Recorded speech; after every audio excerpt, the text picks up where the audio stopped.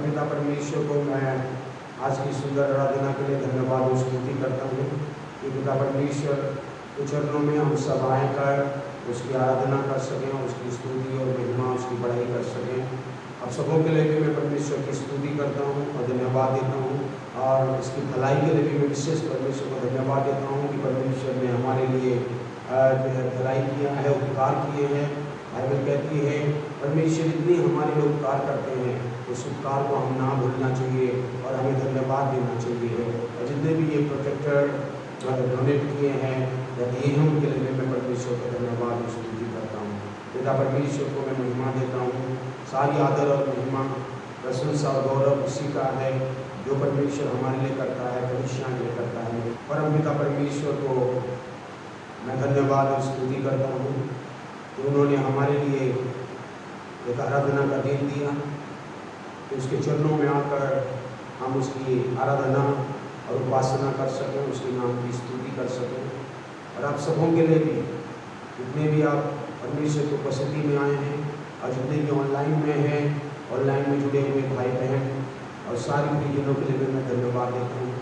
परमेश्वर आपकी आराधना में छुटकारा दे रहा है, आपके जीवन में बदलाव कर रहा है, आत्मिक उन्नति दे रहा है। इसलिए मैं हृदय की गहराइयों से पिता को, पुत्र को, पवित्र आत्मा को आदर महिमा देता हूँ। और आप सबों को भी मैं आप सबों के लिए भी मैं धन्यवाद और स्तुति करता हूँ। परमेश्वर पिता को सारी आदर महिमा मिले, सारी प्रशंसा, गौरव और जलाल उसी को मैं देता हूँ। तो आइए आज का वचन मनन में जाएंगे। आज का विशेष वचन मनन है कलवरी क्रूस पर प्रभु यीशु मसीह ने हमारे छुटकारे के लिए क्या किया।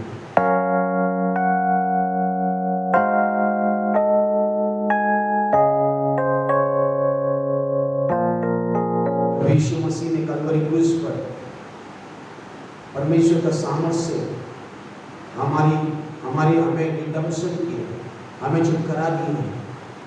पहला कोरिन्थियंस 1:8। क्रूस की कथा नाश होने वालों के लिए मूर्खता है, परंतु हम उद्धार पाने वालों के लिए परमेश्वर का सामर्थ्य है। Message of the cross is foolishness to those who are perishing, but to us who are being saved, it is the power of God. मेरे प्यारों, यहाँ इस वचन में हम देख सकते हैं कि जो क्रूस की किया हुआ, क्रूस की बलिदान को जो विश्वास नहीं करता है, क्रूस के संदेश को जो विश्वास नहीं करता है, क्रूस का संदेश को जो विश्वास नहीं करते हुए ग्रहण नहीं करता है, वो अनंत मृत्यु की ओर चला जाए। और जो यीशु मसीह क्रूस पर बलिदान हुआ, अपने मनुष्य जाति के लिए अपने जीवन को दिया, जो विश्वास करता है वो अनंत महिमा के लिए बढ़ जाता है। यहाँ इस वचन में हम देख सकते हैं सार में दो कैटेगरी के लोग, दो भागों के लोगों को हम देख सकते हैं। उनमें से पहला भाग हमें देखते हैं कि जो विश्वास नहीं करते हैं वो लोग मूर्खता में गिने जाते हैं, मूर्ख में गिने जाते हैं, और जो विश्वास करते हैं वो बुद्धिमान की लिस्ट में गिने जाते हैं। परमेश्वर उन्हें बुद्धिमान बनाता है क्योंकि हम क्रूस की मैसेज को, क्रूस की उस बड़ी जो सच्ची डिवाइन वर्क को विश्वास करते हैं, उस स्वर्गीय कामों को विश्वास करते हैं। इसीलिए हम परमेश्वर के नज़र में बुद्धिमानों की लिस्ट में आ जाते हैं। परंतु जो विश्वास नहीं करता है, जो क्रूस के उस महान संदेश को, क्रूस की उस महान जो है स्वर्गीय घटनाओं को जो कोई विश्वास नहीं करता है, वो नाश हो जाता है, वो मूर्ख कहलाता है। और वो परमेश्वर के नज़र में और जो है मूर्ख है, वो नहीं सब जानता है कि उसका जीवन परमेश्वर का है, और वो नाश की ओर, अनंत मृत्यु की ओर चला जाएगा, अनंत आग की झील की ओर चला जाएगा। तो इसी वचन में ही हम देख सकते हैं कुछ जो विश्वास नहीं करते हैं वे लोग अनंत आग की झील में चले जाएंगे, और जो विश्वास करते हैं वे अनंत महिमा की ओर परमेश्वर के पास चले जाएंगे। हम उद्धार पाने वालों के लिए परमेश्वर का सामर्थ्य है, हम उद्धार पाने वालों के लिए परमेश्वर का सामर्थ्य है। और जो उद्धार नहीं पाते हैं, जो विश्वास नहीं करते हैं, वो उनके सामर्थ्य को दूर की बात, वो लोग नष्ट की ओर चले। आप सबों को मैं बताना चाहूँगा इस कोरिन्थियंस की बैकग्राउंड के बारे में। आइए जब इस कोरिन्थियों कलीसिया की पृष्ठभूमि में जाएंगे, बैकग्राउंड में जाएंगे, तो कोरिन्थियंस की बैकग्राउंड में हम देख सकते हैं पौलुस की तीसरी यात्रा के दौरान कोरिन्थ की कलीसिया जो है स्थापना हुई थी। कोरिन्थ की कलीसिया में परमेश्वर ने दर्शन से स्थापना की। कोरिन्थ एक ऐसी जगह थी, कोरिन्थ एक ऐसी शहर थी, कहा जाता है कि वो मेट्रोपॉलिटन सिटी थी, एक बहुत बड़ा कमर्शियल सिटी थी। आज के ज़माने में मुंबई जैसा एक शहर थी और वो जो उस शहर में अलग अलग जो है रिलीजियंस, बिजनेसमैन, धनी गरीब, अलग अलग प्रकार के जो है धार्मिक लोग उस शहर में रहा करते थे। और वहाँ पर जो हम देख सकते हैं अन्य जातियों लोग जो है वहाँ पाए जाते थे, जो मूर्ति पूजा और कई प्रकार की इमोरल सेक्सुअलिटी, इमोरल लाइफ में जीते थे। अनैतिकता का जीवन वहाँ पर बहुत हावी हुआ करता था। अलग अलग जो भाषा वाले लोग रहा करते थे, यूनानी भाषा, ग्रीक्स रहते थे, यहूदी रहते थे, जूस रहते थे, और जो सीरिया से आए हुए थे, इजिप्ट से आए थे, मिस्र से आए हुए थे, एशिया माइनर से भी कई लोग आकर वहाँ रहा करते थे और वहाँ पर बिजनेस किया करते थे और अपने अपने झुंड के लोगों में से जीवन में रहकर वो लोग आराधना किया करते थे, अपने अपने देवी देवताओं की उपासना करा करते थे। कोरिन्थ एक ऐसी सिटी थी जो अनैतिकता से और मूर्ति पूजा के वर्शिप से भरी हुई थी। वहाँ पर एफ्रोडाइट करके हुए एक प्लेजर गॉडेसेस रहा करते। इतिहास बताता है कि जो है वहाँ पर एफ्रोडाइट जो है गॉडेसेस ऑफ लव कहा जाता है, प्लेजर गॉड। पीछे में 1000 जो है सेक्रेड प्रोस्टिट्यूट, धार्मिक वेश्याएं रहा, शुद्ध वेश्याएं रहा। और एफ्रोडाइट जो बहुत बड़ा जो गॉडेसेस जो मूर्ति बनाया गया था वो और सिटी के मध्य में रहा और उसकी बाहर से बिखरी हुई बहुत बड़ा स्टैचू थी और उसके और लोग उसको वर्शिप करते थे। जब पौलुस शहर में पहुंचा, कोरिन्थ जब पहुंचा तो वहाँ पर जो है वहाँ की बहुत डिफिकल्ट सिचुएशन थी। फिर भी पौलुस ने हाथ नहीं मारा, वहाँ उन्होंने रहकर कलीसिया का स्थापना की। उन्होंने उस कलीसिया के लिए मेहनत किया, सुसमाचार प्रचार किया यीशु मसीह का, और वहाँ और एक कलीसिया जो है स्थापना किया। पौलुस लगभग 18 महीना वहाँ पर रहा उस कलीसिया में, कोरिन्थ में, और उस कलीसिया में उन्होंने 18 महीना रहकर लोगों को सिखाया, लोगों को बताया, लोगों को कैसे हमें जीना, क्योंकि वहाँ की जो है उस कोरिन्थ शहर की वहाँ के जो है अन्य जाति लोग हो और अलग अलग रिलीजियंस के लोग जो थे वहाँ पर इतना ज़्यादा अनैतिकता का जीवन, इमोरल लाइफ में जीते थे। वहाँ इविल प्रैक्टिस हो जाता, पूरा इविल प्रैक्टिस, आइडल वर्शिप होती थी। उसके बाद जो है प्रोस्टिट्यूट्स वहाँ रहा करते थे, सेक्सुअल इमोरल लाइफ भी वहाँ हुआ करते थे, हेरेटिकल टीचिंग्स भी आ चुकी थी। नोस्टिसिज्म वहाँ पर बहुत हावी हो चुकी थी। नोस्टिसिज्म मतलब बुद्धि और ज्ञान आपको लोग महत्व देने लगे। तो जब पौलुस को पता चला कि कोरिन्थ कलीसिया में, यहाँ हम देख सकते हैं कोरिन्थ कलीसिया में आज ये गड़बड़ियाँ हो रही हैं, जब अलग अलग बैकग्राउंड से, अलग अलग जो है भाषा, अलग अलग पृष्ठभूमि से, यहूदी से उस कलीसिया में विश्वास में लोग आए थे, यूनानी से आए थे, सीरिया से बैकग्राउंड से आए थे, मिस्री बैकग्राउंड से आए थे, और एशिया माइनर से रहने वाले कुछ लोग वहाँ से लाए हुए थे, धनी गरीब थे, और ऐसे अलग अलग प्रकार के जो है लोग जो है कोरिन्थ की कलीसिया में यीशु को विश्वास करते हुए आए थे, विश्वास करके उसमें आज जो है जुड़ गए थे। उस कलीसिया में लोग एक दूसरे को जो है विरोध करते। जब पौलुस जब 18 महीने के बाद जो वहाँ नहीं था, वो आज एफेसस में था, उस समय में वहाँ पर पौलुस के पास खबर आया कि कोरिन्थ की कलीसिया में फूट पड़ी है। कोरिन्थ कलीसिया में जो है 4 भाग हो चुके। कोई कह रहा है, कुछ लोग कहते हैं कि हम तो पौलुस के हैं, कुछ लोग कहते हैं हम अपोलोस के हैं, कुछ कह रहे हैं कि हम केफास के हैं, कुछ कहते हैं कि हम मसीह। पौलुस यहाँ पर वचन में कह रहा है, इस पद में कहता है कि तुम में फूट क्यों हो रही, तुम्हें फ्रूट ना होने पाए। देखिए कलीसिया पौलुस का नहीं है, और कलीसिया और जो है अपोलोस का नहीं है, कलीसिया केफास का नहीं है, कलीसिया किसी का नहीं है, कलीसिया प्रभु यीशु मसीह का है, परमेश्वर का है। कलीसिया के लिए प्रभु यीशु मसीह ने अपना पवित्र लहू को बहा दिया, अपने लहू से कलीसिया को खरीदा। कलीसिया कोई व्यक्ति का नहीं है। कलीसिया के लिए मैं लहू नहीं बहाया, मैं क्रूस पर बलिदान नहीं हुआ, मैं अपने जीवन को नहीं दिया। और जो है पौलुस कहता है मेरे पैरों कोई व्यक्ति कलीसिया के लिए अपना लहू नहीं बहाया, ना कोई पास्टर्स, कोई बिलीवर्स, ना कोई व्यक्ति, ना पौलुस, ना अपोलोस, ना केफास, ना कोई प्रेरित, यीशु मसीह ही केवल कलीसिया के लिए अपना लहू। कलीसिया की कलीसिया में एक मन एक चित्त होना, परमेश्वर कलीसिया में और जो डिवीजन नहीं होनी चाहिए, पवित्र कलीसिया में, यीशु मसीह की कलीसिया में और डिवीजन नहीं होना चाहिए। इस कलीसिया तेजस्वी कलीसिया को यीशु ने नहीं किया। पौलुस यहाँ कह रहा था कि हमें जो कलीसिया में एक मन एक चित्त होकर, पद को पौलुस आत्मा के द्वारा लिखने से पहले वो 17 पद में उन्होंने कह रहा था कि क्योंकि मसीह ने मुझे बपतिस्मा देने के लिए नहीं परंतु सुसमाचार सुनाने के लिए भेजा है। ये भी शब्दों के ज्ञान के अनुसार नहीं, ऐसा ना हो कि मसीह का क्रूस व्यर्थ ठहरे। ऐसा ना हो कि मसीह का क्रूस व्यर्थ ठहरे। मेरे प्यारों, यहाँ पर हम देख सकते हैं कि पौलुस यहाँ कह रहा था कि मैं शब्दों के ज्ञान के अनुसार नहीं, ऐसा ना हो कि मसीह का क्रूस व्यर्थ ठहरे। और पौलुस यहाँ पर कोरिन्थ की कलीसिया को कह रहा था कि देखो तुम जो कह रहे हो मैं अपोलोस का हूँ। अपोलोस को मैं बताना चाहूँगा कि अपोलोस एक बहुत ही फ्लुएंट स्पीकर था, बहुत ही अच्छी तरीके से वो प्रचार करता था। उसके प्रचार को लोग सराहना करते थे और जो है लोग तारीफ करते थे, क्योंकि पौलुस से भी अच्छा प्रचार करने वाला एक स्पीकर, प्रीचर था। और इसीलिए पौलुस कह रहा था कि देखो मैं बुद्धि ज्ञान के अनुसार प्रचार नहीं करता हूँ, मैं परमेश्वर के बुद्धि ज्ञान के अनुसार, परमेश्वर के सामर्थ्य से मैं प्रचार करता हूँ।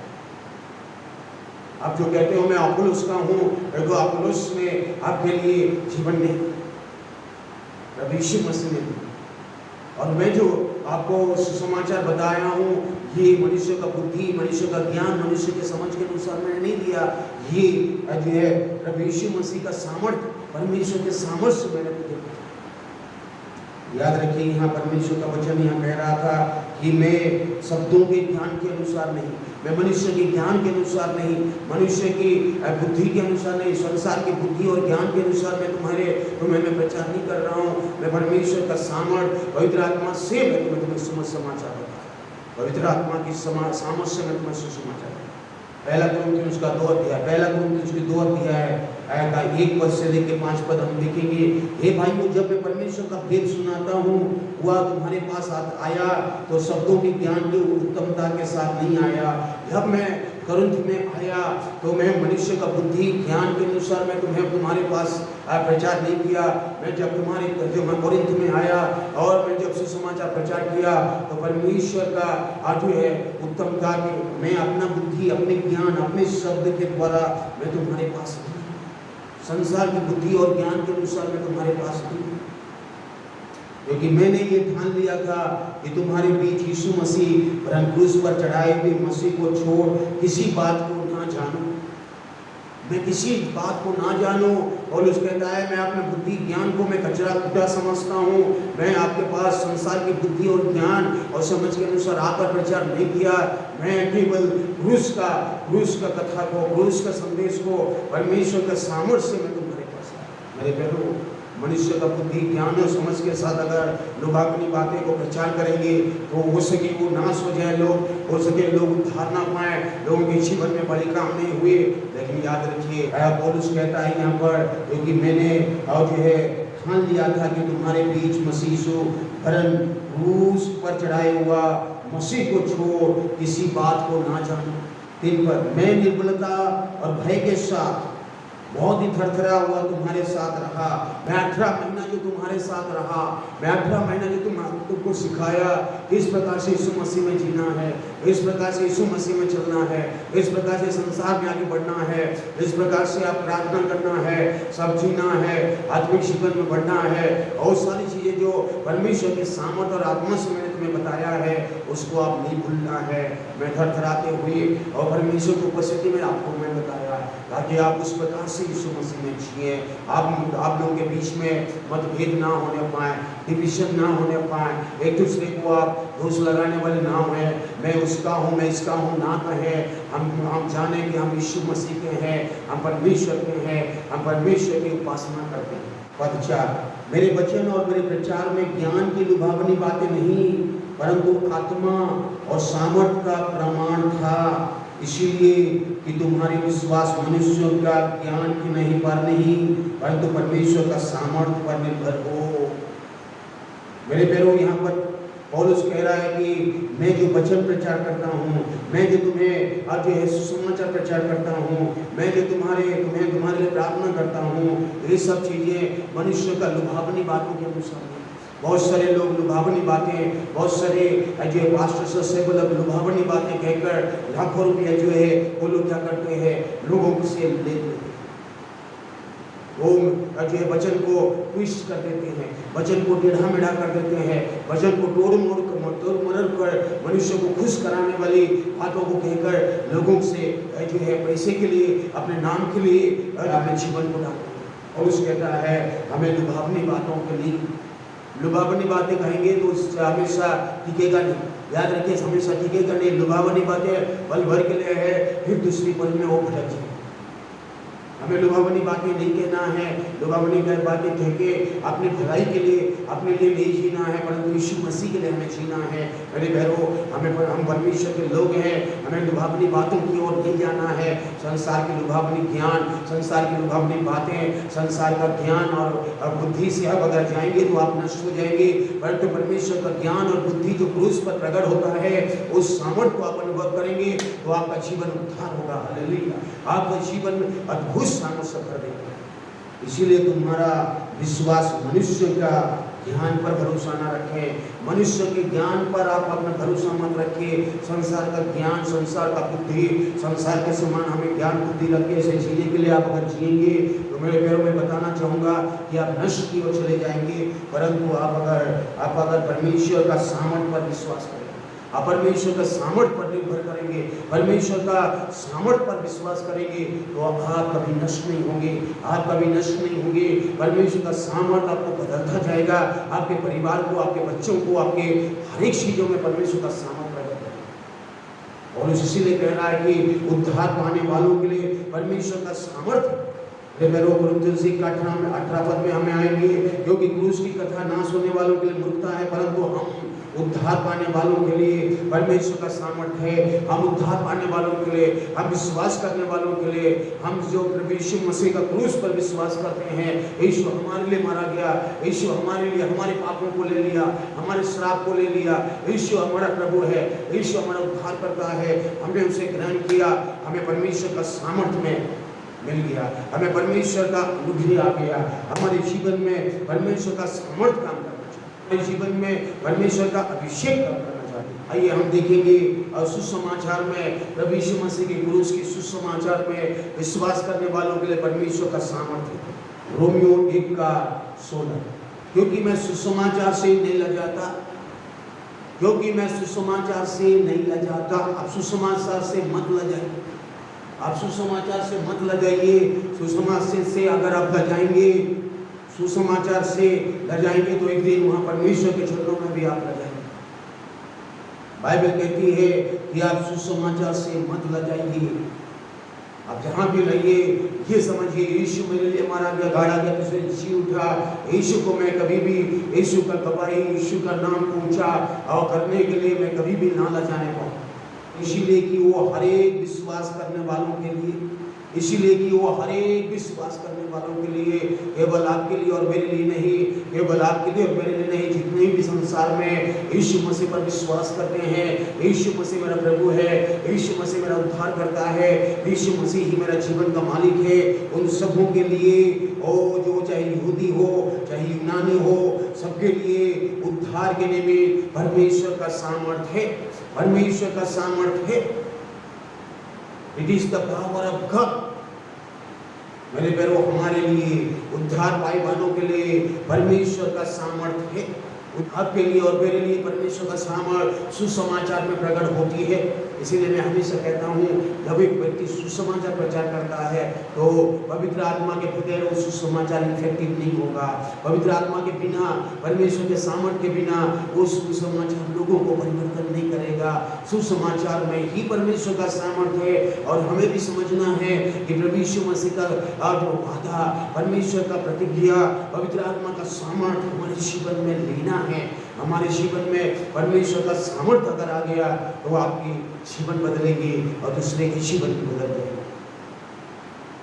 दूसरे कोरिन्थियंस 4:7 में लिखा हुआ है, पौलुस कहता है वहां पर, इस मिट्टी के बर्तन में असीम धन जो परमेश्वर का सामर्थ्य है और परमेश्वर की ओर से हमें दिया गया है, ये हमारी ओर से हमें नहीं मिलता है। इस मिट्टी के बर्तन में, इस शरीर में परमेश्वर का सामर्थ्य हमारे जीवन में बहुत अच्छे काम करता है। आपके शरीर में, आपके जीवन में पवित्र आत्मा का सामर्थ्य, परमेश्वर का सामर्थ्य, the power of God has to be filled in your life. Immeasurable power, वहाँ लिखा हुआ है असीम सामर्थ्य, असीम सामर्थ्य। और जब वहाँ और बाइबल पौलुस कहता है कि सुसमाचार और जो है तेजोमय सुसमाचार, तेज से भरा हुआ, रेडिएंट, एक प्रकाश सूरज से बजे तेज में सुसमाचार, और सुसमाचार को अगर हम लेके जाते हैं या हम बताते हैं या गवाही देते हैं तो हमारे जीवन में भी, इस मिट्टी के धन में भी, इस मिट्टी के बर्तन में भी, इस मिट्टी के बर्तन में भी परमेश्वर का सामर्थ्य, परमेश्वर का अभिषेक, परमेश्वर का असीम सामर्थ्य को हमें अनुभव करें। परमेश्वर का सामर्थ्य हमारे जीवन को बदल सकता है। परमेश्वर का सामर्थ्य हमारे बच्चों को हर एक चीज, हर एक विषय में परमेश्वर का सामर्थ्य जब काम करती है, ट्रांसफॉर्मेशन वहीं से होना शुरू हो जाता है। इसीलिए पौलुस कह रहा था कि मैं मनुष्य की लुभावनी बातें ज्ञान के अनुसार मैं वचन प्रचार नहीं करता हूँ, लोगों को खुश कराने वाली प्रचार में नहीं करता हूँ, या मैं प्रार्थना करता हूँ। मैं परमेश्वर के आत्मा से, परमेश्वर के और सामर्थ्य से, परमेश्वर की अगुवाई से उस पर भरोसा रखता हूँ। परमेश्वर पर मेरा भरोसा है, परमेश्वर का सामर्थ्य पर मैं निर्भर रखता हूँ, परमेश्वर का ज्ञान पर मैं निर्भर करता हूँ। जो यीशु मसीह हमारे लिए वो जो है बुद्धिमान, हमारे लिए यीशु मसीह क्रूस पर परमेश्वर का ज्ञान और बुद्धि हो गया। आइए हम कोरिन्थियंस में आएंगे, पहला कोरिन्थियंस 1:19, क्योंकि लिखा है मैं ज्ञानवानों के ज्ञान को नष्ट करूंगा और समझदारों का समझ को तुच्छ कर दूंगा। कहाँ रहा ज्ञानवान, कहाँ रहा शास्त्री, कहाँ रहा इस संसार का विवादी? क्या परमेश्वर ने संसार के ज्ञान को मूर्खता नहीं ठहराया? इस संसार का ज्ञान परमेश्वर के नजर में मूर्खता है मेरे को। इसीलिए पौलुस कह रहा था मैं संसार का ज्ञान के अनुसार मैं नहीं आज जो है आपके पास आया हूँ, मैं संसार का सामर्थ्य के अनुसार, संसार का बुद्धि और ज्ञान के अनुसार मैं प्रचार नहीं, क्योंकि जब परमेश्वर का ज्ञान के अनुसार संसार ने ज्ञान से परमेश्वर को ना जाना तो परमेश्वर ने ये अच्छा लगा कि इस प्रचार की मूर्खता द्वारा विश्वास करने वाले उद्धार पाए। संसार के लोग हमें मूर्ख समझेंगे, सुसमाचार को मूर्ख समझेंगे, और सुसमाचार की और घटनाओं को, यीशु मसीह की उस महान घटनाओं को जो है, स्वर्गीय जो है घटनाओं को और डिवाइन वर्क को जो क्रूस पर उन्होंने किया है, उसको लोग विश्वास नहीं करेंगे, उसको लोग जो है विश्वास नहीं करेंगे। उस समय में भी हम देख सकते हैं यहूदी लोग भी विश्वास नहीं किए। यहूदी लोग क्या ढूंढते हैं मालूम है? चिन्ह ढूंढते हैं और परमेश्वर के कामों को चिन्ह के द्वारा प्रमाणित करना चाहते हैं। और यूनानी लोग जो है बुद्धि के द्वारा, अपने ज्ञान और बुद्धि के, संसार के ज्ञान और बुद्धि के द्वारा परमेश्वर को जानना चाहते हैं। ग्रीक्स जो थे, यूनानी जो थे, और संसार की बुद्धि और ज्ञान से परमेश्वर को माना चाहते थे, और यहूदी लोग जो है और चिन्ह के द्वारा परमेश्वर के कामों को, परमेश्वर को और प्रकट करना चाहते, जानना चाहते हैं। याद रखिए, ना परमेश्वर संसार का ज्ञान हमें उद्धार दे सकती है, ना चिन्ह और चमत्कार हमें उद्धार दे सकती है। हमें उद्धार दे सकती है तो कलवरी क्रूस पर हमारे लिए बलिदान हुआ, उस यीशु को देखना है, उस यीशु को देखकर हमें बिलीव करना है, हमें विश्वास करना है कि यीशु मेरे लिए और जो क्रूस पर मरा, मेरे पापों के लिए यीशु क्रूस पर मारा गया, मेरे श्राप के लिए, मेरे छुटकारे के लिए यीशु, मेरे उद्धार के लिए, मेरी धार्मिकता के लिए, मेरी पवित्रता के लिए, मेरे छुटकारे के लिए यीशु क्रूस पर मारा। इसमें हमें घमंड करने की बात नहीं है। मेरे प्यारों, पौलुस यहाँ पर यहाँ पर 26 पद में, जब 26 पद में देखते हैं, वहाँ कहता है, हे भाइयों, अपने बुलाए जाने को तो सोचो कि शरीर के अनुसार बहुत ही ज्ञानवान और बहुत ही सामर्थी, न बहुत ही कुलीन बुलाए गए, परंतु परमेश्वर ने जगत को मूर्खों को चुन लिया कि ज्ञानवानों को लज्जित करे, और परमेश्वर ने जगत के निर्बलों को चुन लिया कि बलवानों को लज्जित करे, और परमेश्वर ने जगत को नीचों को और तुच्छों को चुन लिया, परंतु जो है भी नहीं उनको भी चुन लिया कि उनके जो है व्यर्थ ठहराया जाए, ताकि कोई प्राणी परमेश्वर के सामने में घमंड न करे। पौलुस यहाँ पर कह रहा था, कुरिन्थ के विश्वासियों को कह रहा था, उस कलीसिया को के लोगों को, प्रिय लोगों को कह रहा था, हे मेरे प्रिय भाई और बहनों, और देखो एक दूसरे में तुम मतभेद मत करो, एक दूसरे को अलग अलग मत सोचो, क्योंकि हम लोग कुछ भी नहीं थे, हम लोग जो है ज्ञानवान नहीं थे, बुद्धिमान नहीं थे, बलवान नहीं थे, लेकिन परमेश्वर ने हमें चुन लिया।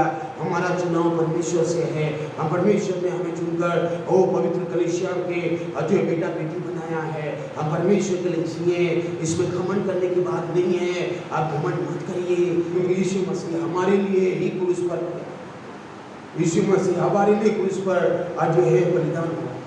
30 पद, परंतु उसी की ओर से जो तुम मसीह यीशु में हो, जो परमेश्वर की ओर से हमारे लिए ज्ञान ठहरा। यीशु मसीह हमारे लिए ज्ञान ठहरा, और संसार का ज्ञान नहीं, परमेश्वर का ज्ञान और परमेश्वर का बुद्धि। The wisdom of God, Jesus Christ became the wisdom of God, अर्थात धार्मिकता, पवित्रता और छुटकारा, ताकि जैसा लिखा है वैसे ही हो, जो घमंड करे वो प्रभु में घमंड करे। मेरे पर यीशु मसीह और हमारे लिए विस्डम ऑफ गॉड बन गया। संसार की विस्डम को, संसार के ज्ञान और बुद्धि को, संसार के लुभावने ज्ञान और बुद्धि को नष्ट करने के लिए यीशु मसीह ने हमारे लिए वो परमेश्वर का ज्ञान और बुद्धि बन गया। He became the wisdom of God to destroy the wisdom of the world. Worldly wisdoms को अगर हम बिलीव करेंगे तो हम नष्ट हो जाएंगे, परंतु परमेश्वर का विस्डम स्वयं प्रभु यीशु मसीह बना, उस पर विश्वास करेंगे तो हमारे जीवन में क्या आएगा? धार्मिकता आएगा। हमारे जीवन में क्या आएगा? पवित्रता आएगा। हम छुटकारे को पाएंगे, हमारा जीवन बदलेगा। यीशु मसीह हमारे लिए और धार्मिकता बन गया, यीशु मसीह हमारे लिए पवित्रता बन गया, यीशु मसीह हमारे लिए छुटकारा हो। यीशु मसीह हमारे छुटकारे के लिए, हमारे छुटकारे के लिए क्रूस पर He became the redemption, He became the redemption, हमारे छुटकारे के लिए। रेडम्पशन शब्द जो है छुटकारे के लिए यहाँ यूज किया गया है, और यहाँ पाप से छुटकारा, संसार से छुटकारा, मृत्यु से, शैतान से, हमारे जो अंधकार की शक्तियों से, हमारे मरे हुए कामों से, और जो है पापों से चले आने वाले शराब से, उन सारी चीजों से हमें छुटकारा देने के लिए यीशु मसीह ने क्रूस पर अपना बहुमूल्य लोगों को बांधा। हम सब जानते हैं, हम सब जो है पाप में जी रहे थे, हम सब पापों में, अधर्म में मरे हुए थे, सारी संसार पाप में पड़ा हुआ था। एक पाप का नदी जो है संसार में बहती हुई जाके नरक में लोगों को डाल देती है। कोई कहता है कि संसार के पाप की नदी में कुछ नहीं होगा, तो वो पाप की नदी लेके जाएगा और नष्ट की ओर लेके जाएगा, वो नरक की ओर लेके जाएगा। तो याद रखिए, हमें पाप में जीना नहीं है, हमें पाप की नदी में नहीं जलना है, हमें यीशु मसीह में विश्वास करना है। यीशु मसीह हमारे पापों के लिए क्रूस पर बलिदान हुआ, हमारे पाप की छुटकारे के लिए। He redeemed us from the penalty and power and presence of sin. हमारे छुटकारे के लिए, हमारे रिडेम्पशन के लिए यीशु ने अपना बहुमूल्य लहू क्रूस पर बहा। आइए हम पढ़ेंगे एफिसियों 1 अध्याय का 7 में हम जब पढ़ते हैं, वहाँ लिखा है, हमको उसमें उसके लहू के द्वारा छुटकारा अर्थात अपराधों की क्षमा उसके उस अनुग्रह के धन के अनुसार मिला है। उसके लहू के द्वारा छुटकारा, रिडेम्पशन बाय हिज ब्लड, उसके लहू के द्वारा हमें छुटकारा, पापों से छुटकारा, अपराधों से छुटकारा। फिर वो यहाँ पर रिडेम्पशन वर्ड जो है इन शब्दों से जुड़ा गया है, अगाराजो, एक्स अगाराजो एलुट्रो।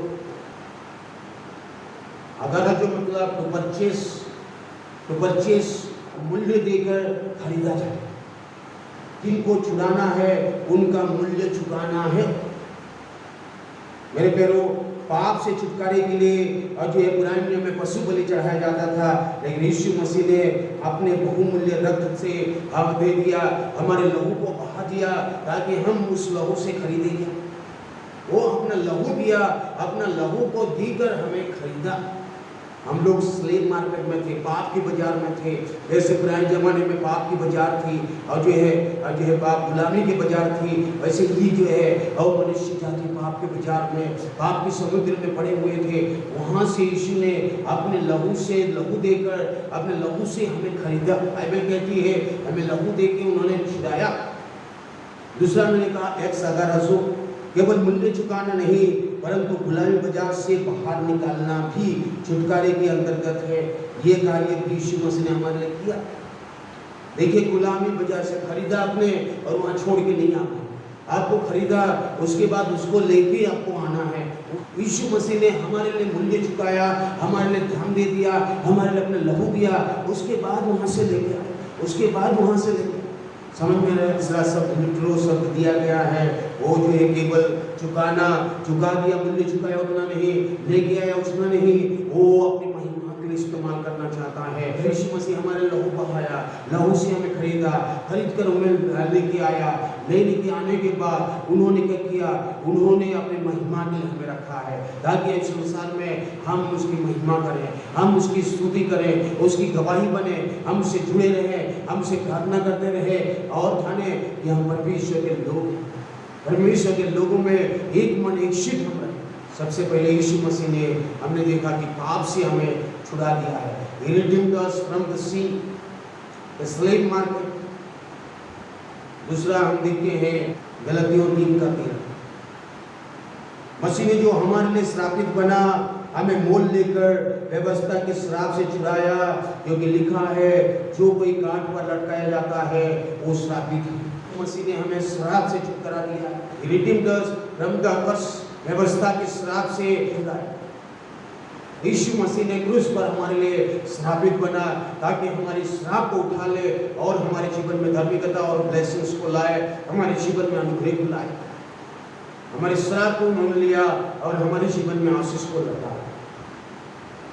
याद रखिए, परमेश्वर ने हमारे लिए कितना बड़ा काम किया। व्यवस्था के सारे श्राप को यीशु ने क्रूस पर आज जो है और ठोक दिया। हमारे बाप दादों से चले आने वाले श्राप, हमारे पूर्वजों से चले आने वाले श्राप, हमारे खानदानी व्यवस्था के श्राप और जो कई प्रकार के मोसेस का नियम से चले आने वाले श्राप, और सारे श्राप को, सारे लोगों को, सारी बीमारियों को यीशु ने क्रूस पर क्या कर दिया, ठोक दिया। यीशु हमारे लिए श्रापित हुआ। आपके श्राप को यीशु ने क्रूस पर ले लिया। देखिए बाइबल क्या कहती है, व्यवस्था के श्राप को यीशु मसीह ने क्रूस पर ठोक दिया। ये कुलुसियों 2 अध्याय का 11 पद से जब नीचे में हम पढ़ेंगे, उसी में तुम्हारा ऐसा खतना हुआ तो हाथ से नहीं होता, अर्थात मसीह का खतना जिससे शारीरिक देह उतार दी जाती है। उसी के साथ बपतिस्मा में ढाड़े गए, उसी में परमेश्वर के सामर्थ पर विश्वास करके जिसने उसको मरे हुए में से जिलाया, उसके साथ जी भी उठे। उसने तुम्हें भी जो अपने अपराधों और अपने शरीर की खतना रहित दशा में मुर्दे थे, उसके साथ जिलाया और हमारे सब अपराधों को क्षमा किया और विधियों का वो लेख जो हमारे नाम पर हमारे विरोध में था मिटा डाला। विधियों का, व्यवस्था की श्राप जो हमारे जीवन में जो लिखा हुआ था वो यीशु मसीह ने क्रूस पर मिटा दिया।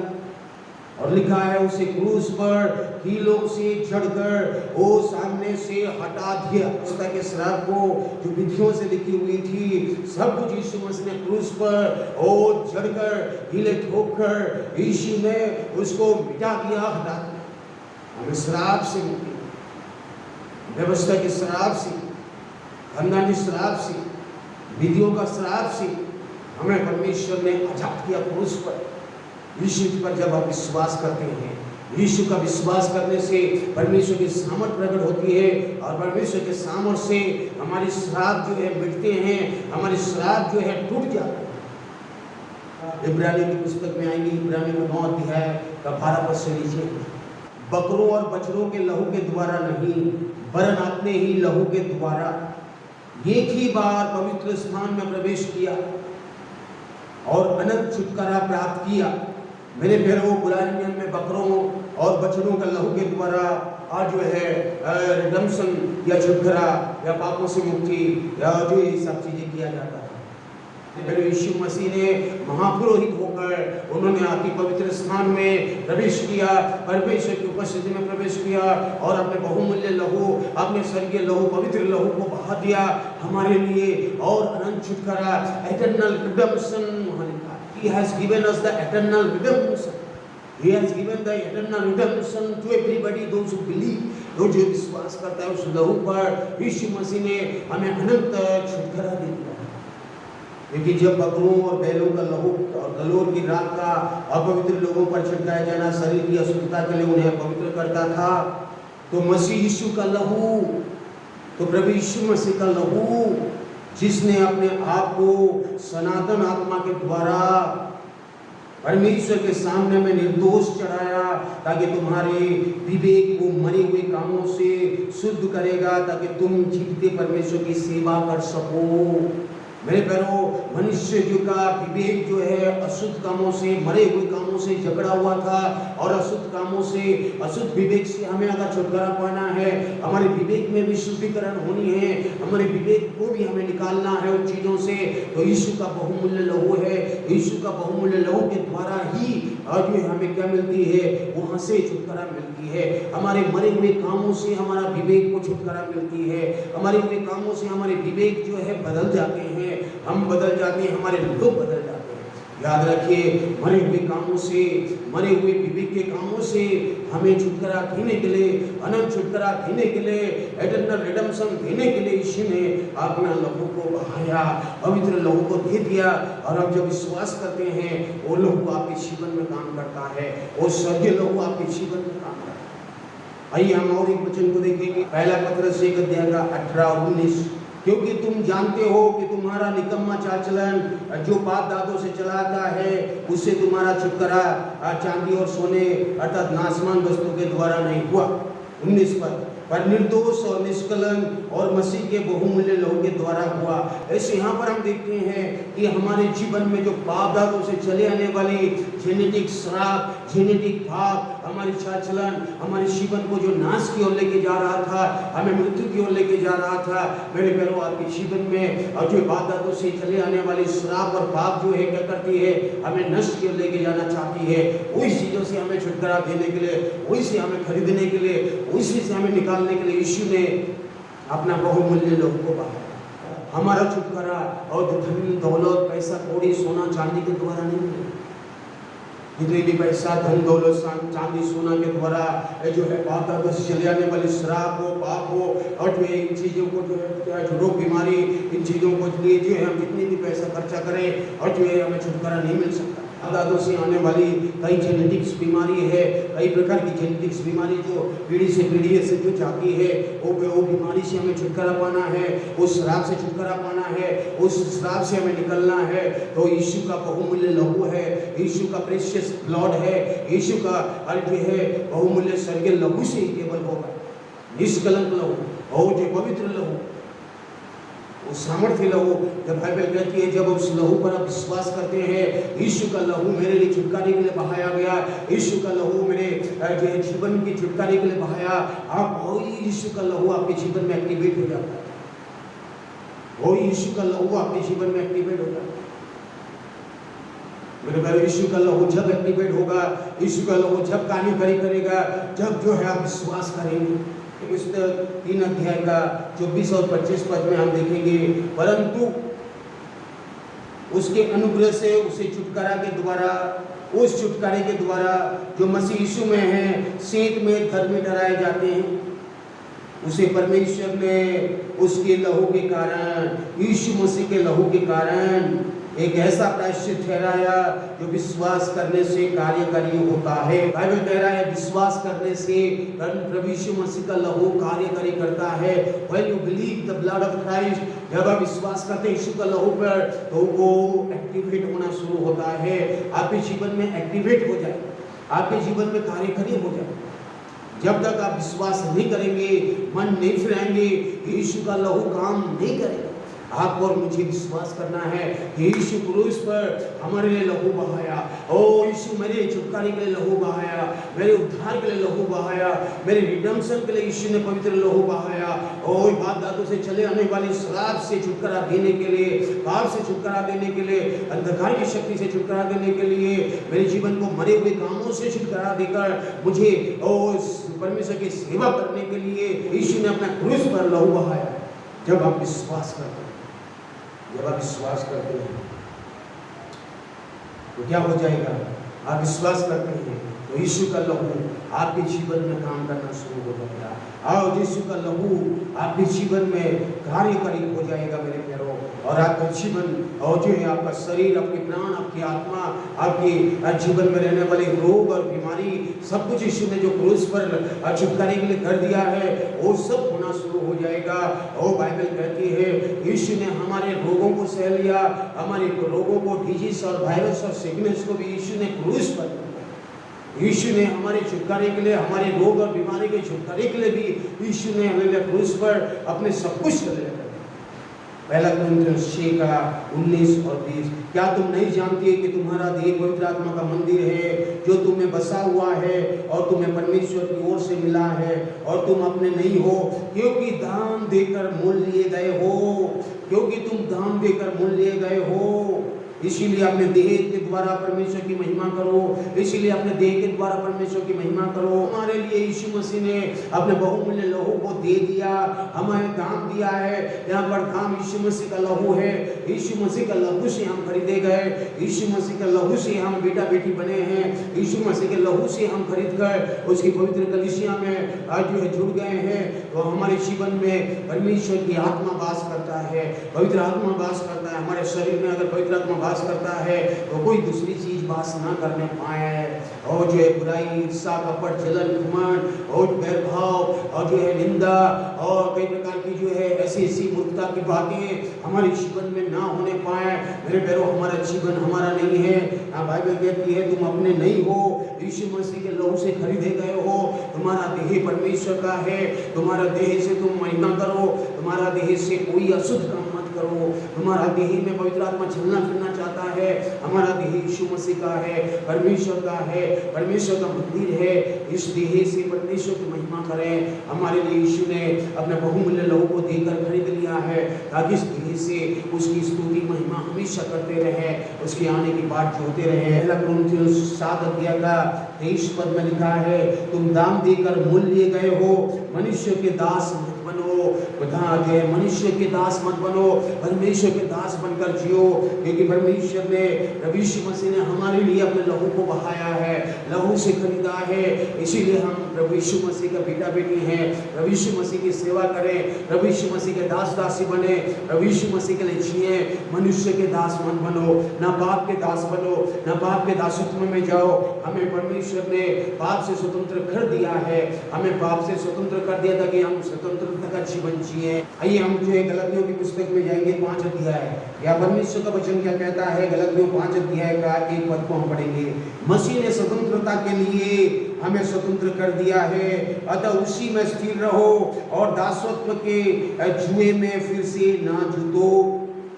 यीशु मसीह ने क्रूस पर हमारे छुटकारे के लिए, हमारी स्वतंत्रता के लिए जो है लहू बहाया, ताकि हम स्वतंत्रता के लिए और जो है स्वतंत्र किए गए। फिर पाप के दासत्व में मत जाए, फिर पापों के बंधन में मत जाए, फिर जो है गुलामी में मत जाए। आपको एक बार यीशु मसीह ने खरीद लिया आनंद छुटकारे के लिए, उसी में बने रहे। बाइबल कह रहा है कि उसी में स्थिर रहे, यीशु मसीह में बने रहे। फिर दोबारा और दासत्व के जुए में मत जाइए, पाप के दासत्व में मत जाएं, अधर्मिकता में मत जाएं, अपवित्रता में मत जाएं, इस संसार के पाप में मत जाइए। जहाँ से आपको छुटकारा मिल चुका है, आप यीशु मसीह में वो स्वतंत्रता के लिए दिलाए गए हैं। आप शुद्धता के साथ जिए, पवित्रता के साथ जिए। आपका देह परमेश्वर का मंदिर है, आपका विवेक के लिए यीशु ने सब कुछ कर दिया है, आपके खानदानी श्राद्ध के लिए भी यीशु ने क्रूस पर छुटकारे के लिए कर दिया है। अब इसको यही समझे कि मुझे यीशु मसीह ने छुटकारा दे दिया है। यीशु मसीह के विश्वास में, वचनों में, उसकी आत्मा की अगुवाई में मैं जीता रहूं। रोमियो 6:22, परंतु आप पाप से स्वतंत्र होकर परमेश्वर के दास बनकर तुमको फल मिला जिससे पवित्रता प्राप्त होती है और उसका अंत अनंत जीवन है। बाइबल कहती है हमें पाप के दास नहीं बनना है, हमें मनुष्य का दास नहीं बनना है, हम मनुष्य की गुलामी में नहीं जीना है, हमें परमेश्वर के लिए स्वतंत्र दिए गए हैं ताकि पवित्र आत्मा की अगुवाई में, परमेश्वर की अगुवाई में, परमेश्वर के प्रेम में, परमेश्वर की पवित्रता में वो जीकर हमें अनंत जीवन को प्राप्त कर सकें। हमारे जीवन अनंत जीवन के लिए यीशु मसीह ने हमें छुड़ाया। कहता है पाप के दासत्व के लिए मत जिए, आप स्वतंत्रता के लिए स्वतंत्र कर दिए गए हैं, फिर दोबारा पाप में मत जिए। अपने ईश्वर का दास हमने पढ़ा, अपने ईश्वर का दास मत बने, परमेश्वर का दास बने, धार्मिकता का दास बने, पवित्रता का दास बने। बाइबल कहती है हमें परमेश्वर के दास जब बन जाते हैं और जो पाप के दासत्व से मुक्त हो जाते हैं तो हमारा फल हमें पवित्रता की ओर लेके जाता है, जो हमें अनंत जीवन में प्रवेश कराता है। याद रखिए मेरे प्यारों, परमेश्वर हमें इस संसार में एक अच्छा जीवन और अनंत जीवन देना चाहता है। हम अपने जीवन को समर्पित करें। आइए अपने जीवन को आप समर्पित करें।